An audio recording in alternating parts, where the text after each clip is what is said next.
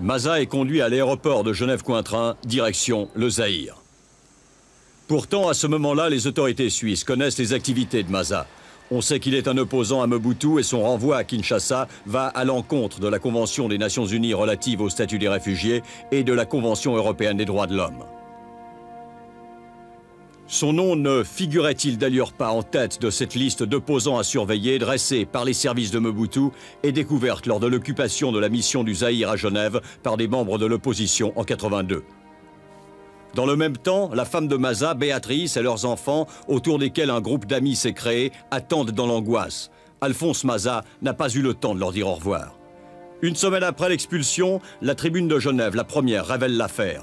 De son côté, le haut-commissaire des Nations Unies pour les réfugiés déclare s'être mis en contact avec les autorités suisses pour leur faire part de sa désapprobation.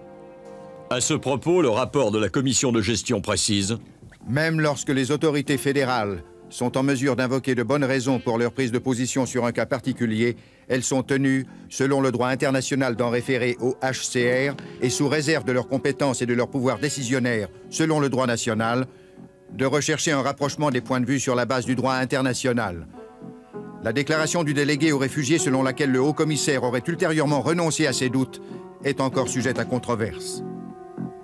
Le délégué aux réfugiés a déclaré que le HCR avait ultérieurement renoncé à ses déclarations. Alors, est-ce que c'est exact? Je n'ai rien trouvé de tel dans les dossiers de ce cas.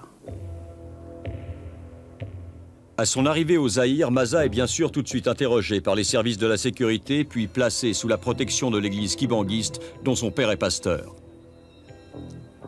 Mais sur place, ses amis s'inquiètent de sa sécurité. Ils organisent son départ clandestin vers le Congo-Brazzaville, grâce à ce laissez-passer établi sous le faux nom de Kamulanga Vlanlongo.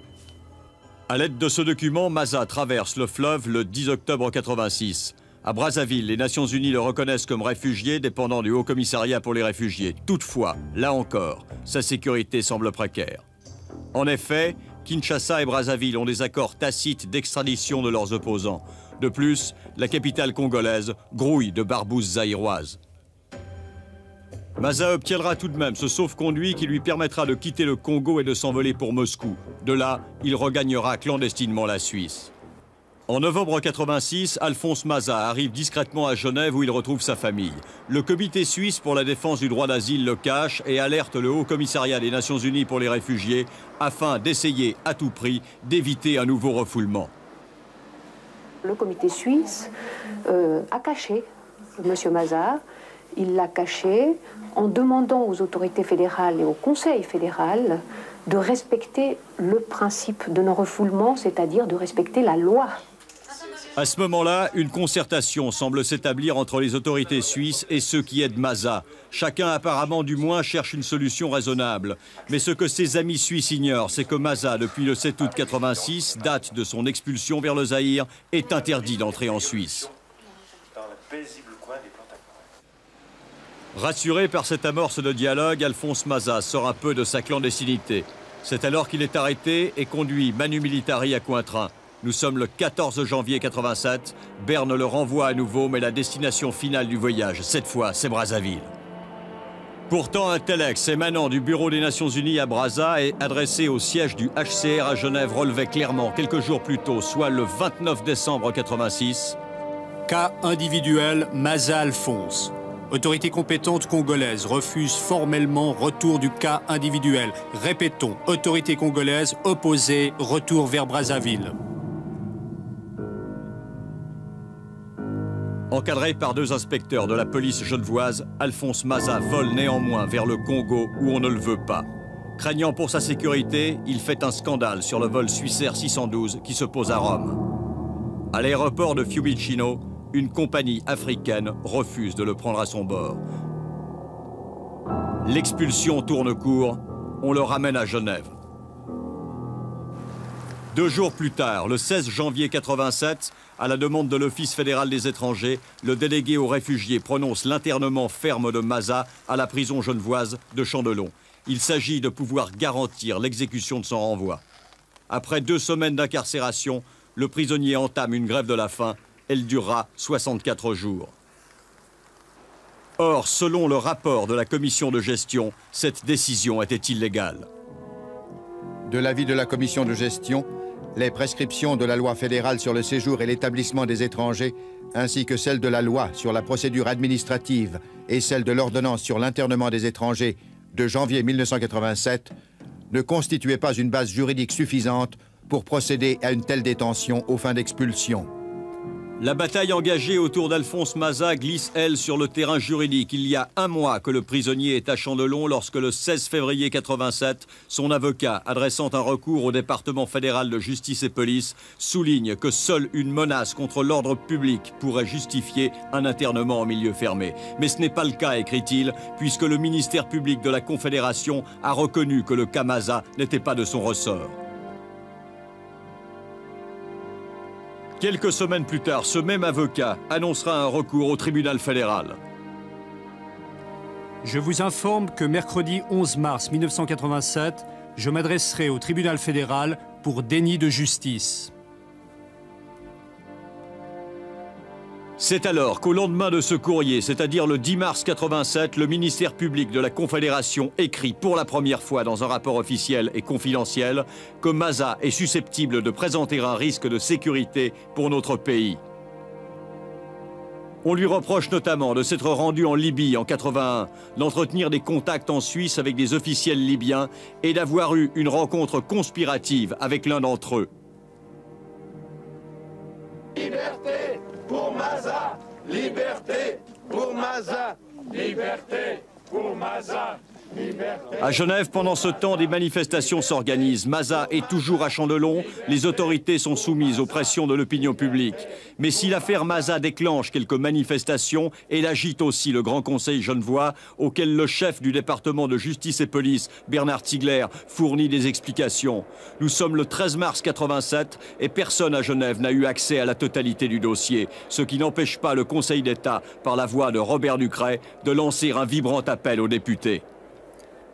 Je désire déclarer au nom du Conseil d'État que les doutes qui ont été exprimés de votre part sont absolument infondés et que pour les suspicions qui transpirent des déclarations de M. Arbenz, nous avons la certitude absolue qu'elles sont fondées. Nous faisons cette déclaration sans pouvoir vous en dire plus. Il y a, dans la vie des peuples, des secrets qui ne se disent pas.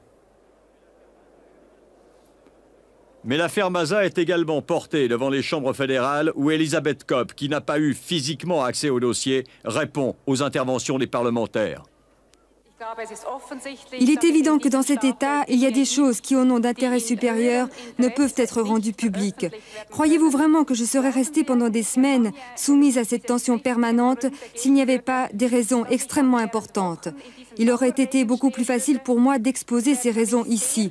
Chacun dans cette salle aurait alors reconnu qu'il était préférable que cet homme quitte notre pays au plus vite. Pour moi, ça aurait été beaucoup plus agréable. Mais il existe des intérêts supérieurs qu'on ne peut pas négliger. 2 jours plus tard, le délégué aux réfugiés prend une nouvelle décision d'internement à l'endroit de Maza qui est déjà en prison. Mais il invoque, et cela pour la première fois, l'atteinte à la sécurité de l'État. Or, le rapport de la commission de gestion note à ce propos: l'impossibilité de l'expulsion ne s'est présentée qu'en mars 1987 et s'est ajoutée au danger pour la sécurité de l'État, ce qui a permis d'établir a posteriori la légalité de la mesure. En effet, ce n'est qu'à ce moment-là que le délégué a invoqué le risque que le requérant représentait pour l'État. Toutefois, le 4 mai 87, le département genevois de justice et police, arguant de la suroccupation de la prison de Chandelon et de son caractère d'établissement préventif, décide de placer Alphonse Maza au régime de la semi-détention à la maison d'arrêt de Riant-Park à Genève. Dans une lettre envoyée à Peter Arbenz quelques jours auparavant, le 30 avril 87, Bernard Ziegler, chef du département genevois de justice et police, justifiait cette décision unilatérale de Genève de la manière suivante. Je relève à cet égard que vous avez vous-même donné votre accord à une telle solution dans votre décision du 18 mars 1987, y précisant que le danger que représentait M. Maza pour la sécurité de l'État n'était pas tel qu'il ne puisse bénéficier de ce régime.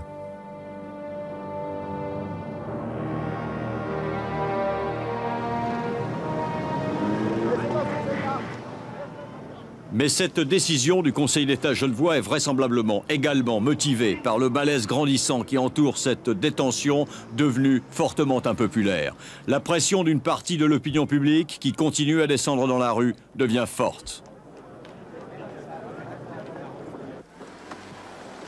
Le 23 novembre 87, Mobutu Sese Seko, chef de l'État zaïrois et ami de longue date de la Suisse, rend une visite officielle à Berne. Plusieurs diplomates zaïrois l'accompagnent, parmi eux son représentant spécial pour les questions de sécurité, Nkema Liloo, qui déjeune avec Peter Arbenz. On évoque le cas Maza. Comme le confirmera un rapport du Conseil fédéral du 13 avril 88. Le sujet des requérants d'asile n'était pas à l'ordre du jour de la visite du président Mobutu. Le délégué aux réfugiés a toutefois également pris part au repas avec les autres zaïrois. Il s'est entretenu à cette occasion avec 3 membres de la délégation zaïroise. S'agissant de Musée Maza, ces 3 interlocuteurs l'ont assuré qu'il n'y avait aucune raison de les poursuivre au Zaïre. Tous 2 pouvaient retourner n'importe quand au Zaïre. Des informations concernant la sécurité des requérants d'asile ont donc bien été obtenues de la part des autorités zaïroises. Ces contacts avec le gouvernement du Zaïre sont sévèrement critiqués par le rapport de la commission de gestion. La valeur d'une garantie de l'État d'origine est également douteuse. Les autorités suisses, dans les cas de demande d'asile, agissent vis-à-vis des dictatures selon les mêmes principes de relations diplomatiques que vis-à-vis des États de droit démocratique. Cette procédure peut paraître imprudente, et en outre, elle donne au pays d'origine du requérant la certitude d'être reconnu comme interlocuteur valable, ce qui affaiblit les pressions en vue d'y éliminer les situations contraires aux droits de l'homme.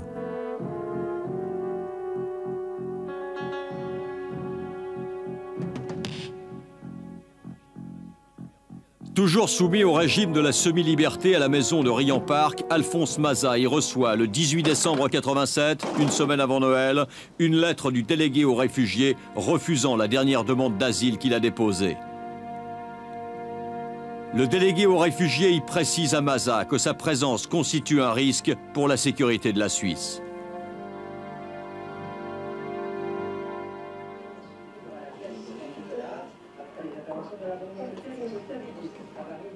Moins d'un mois plus tard, le 12 janvier 88, un arrêt du tribunal fédéral confirme les décisions du délégué aux réfugiés et demande à Genève de replacer Maza en milieu fermé. Il faut toutefois remarquer que le tribunal fédéral, dans ses considérants, semble atténuer quelque peu les accusations portées à ce moment-là contre Maza. Certes, aucun fait concret ne ressort des accusations portées contre lui, et il est peu probable que les éléments à charge effectivement communiqués s'avérerait suffisant pour autoriser une restriction profonde à la liberté personnelle d'un justiciable au bénéfice d'un droit de séjourner librement dans le pays.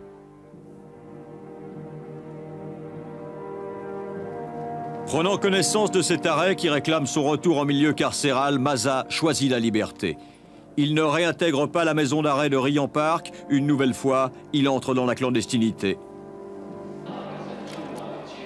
Cette clandestinité, il n'en sortira en fait que quelques semaines plus tard, lorsqu'une solution définitive aura été trouvée. C'est finalement Cuba qui acceptera d'accueillir l'opposant zaïrois Alphonse Maza, qui aura passé en tout 16 années en Suisse.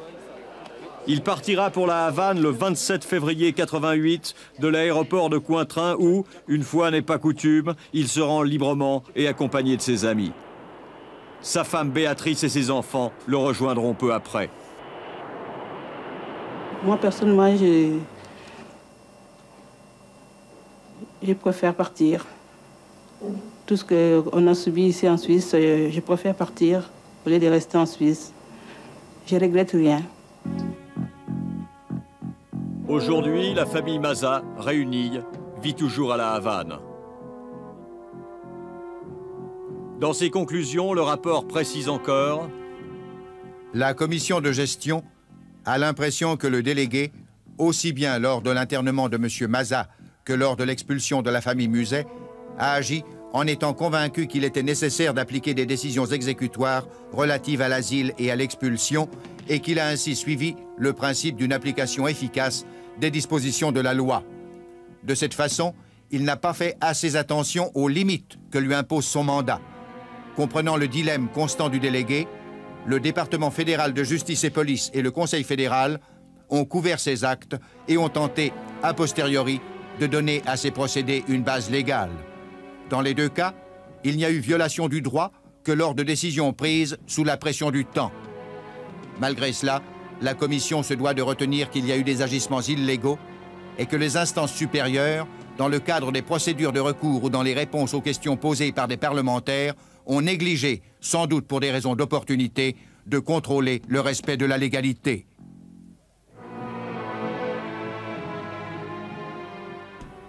Voilà, alors ce qu'il faut d'abord, c'est bien préciser le poids de ce rapport. Il n'émane pas de n'importe qui. La commission de gestion du Conseil national qui l'a approuvé, c'est l'organe officiel chargé de surveiller l'administration fédérale. Et puis derrière son langage diplomatique, derrière ses nuances, derrière ses circonvolutions politiques, ce rapport appelle bien un chat un chat. Ce qu'il dit, c'est, premièrement, que le délégué aux réfugiés a privé un homme de sa liberté sans base légale, du moins dans un premier temps. Deuxièmement, qu'on a tenté de justifier après coup cette mesure illégale. Troisièmement, que le département fédéral de justice et police et le Conseil fédéral ont couvert ces agissements.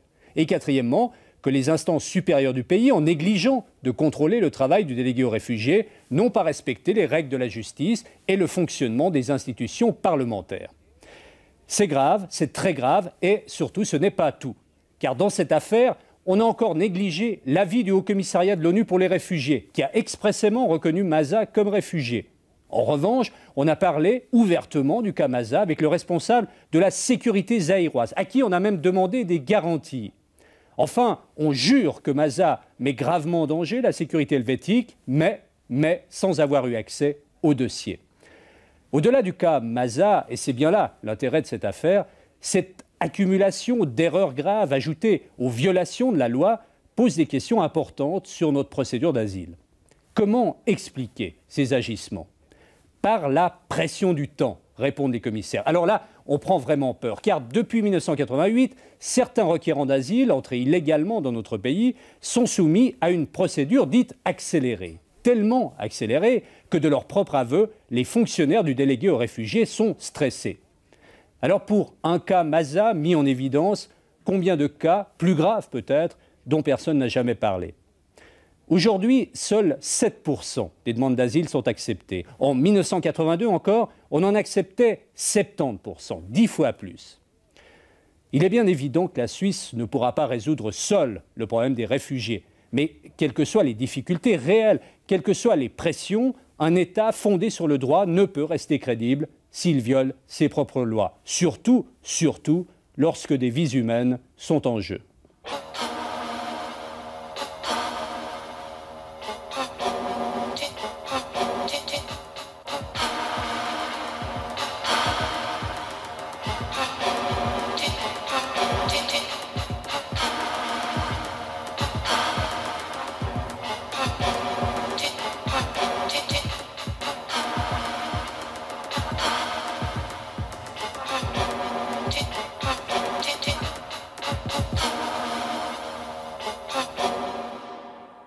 Rechercher un rapprochement des points de vue sur la base du droit international. La déclaration du délégué aux réfugiés selon laquelle le haut-commissaire aurait ultérieurement renoncé à ses doutes est encore sujette à controverse. Le délégué aux réfugiés a déclaré que le HCR avait ultérieurement renoncé à ses déclarations. Alors, est-ce que c'est exact? Je n'ai rien trouvé de tel dans les dossiers de ce cas. À son arrivée au Zaïre, Maza est bien sûr tout de suite interrogé par les services de la sécurité, puis placé sous la protection de l'église kibanguiste, dont son père est pasteur. Mais sur place, ses amis s'inquiètent de sa sécurité. Ils organisent son... En novembre 86, Alphonse Maza arrive discrètement à Genève où il retrouve sa famille. Le comité suisse pour la défense du droit d'asile le cache et alerte le Haut-Commissariat des Nations Unies pour les réfugiés afin d'essayer à tout prix d'éviter un nouveau refoulement. Le comité suisse a caché M. Maza. Il l'a caché en demandant aux autorités fédérales et au Conseil fédéral de respecter le principe de non-refoulement, c'est-à-dire de respecter la loi. À ce moment-là, une concertation semble s'établir entre les autorités suisses et ceux qui ont des départs clandestins vers le Congo-Brazzaville, grâce à ce laissez-passer établi sous le faux nom de Kamulanga Vlanlongo. À l'aide de ce document, Maza traverse le fleuve le 10 octobre 86. À Brazzaville, les Nations Unies le reconnaissent comme réfugié dépendant du Haut-Commissariat pour les réfugiés. Toutefois, là encore, sa sécurité semble précaire. En effet, Kinshasa et Brazzaville ont des accords tacites d'extradition de leurs opposants. De plus, la capitale congolaise grouille de barbouzes zaïroises. Maza obtiendra tout de même ce sauf-conduit qui lui permettra de quitter le Congo et de s'envoler pour Moscou. De là, il regagnera clandestinement la Suisse. Maza est conduit à l'aéroport de Genève-Cointrin, direction le Zaïre. Pourtant, à ce moment-là, les autorités suisses connaissent les activités de Maza. On sait qu'il est un opposant à Mobutu et son renvoi à Kinshasa va à l'encontre de la Convention des Nations Unies relative au statut des réfugiés et de la Convention européenne des droits de l'homme. Son nom ne figurait-il d'ailleurs pas en tête de cette liste d'opposants à surveiller dressée par les services de Mobutu et découverte lors de l'occupation de la mission du Zaïre à Genève par des membres de l'opposition en 82. Dans le même temps, la femme de Maza, Béatrice, et leurs enfants, autour desquels un groupe d'amis s'est créé, attendent dans l'angoisse. Alphonse Maza n'a pas eu le temps de leur dire au revoir. Une semaine après l'expulsion, la Tribune de Genève, la première, révèle l'affaire. De son côté, le haut-commissaire des Nations Unies pour les réfugiés déclare s'être mis en contact avec les autorités suisses pour leur faire part de sa désapprobation. À ce propos, le rapport de la commission de gestion précise « Même lorsque les autorités fédérales sont en mesure d'invoquer de bonnes raisons pour leur prise de position sur un cas particulier, elles sont tenues, selon le droit international, d'en référer au HCR et sous réserve de leurs compétences et de leur pouvoir décisionnaire, selon le droit national,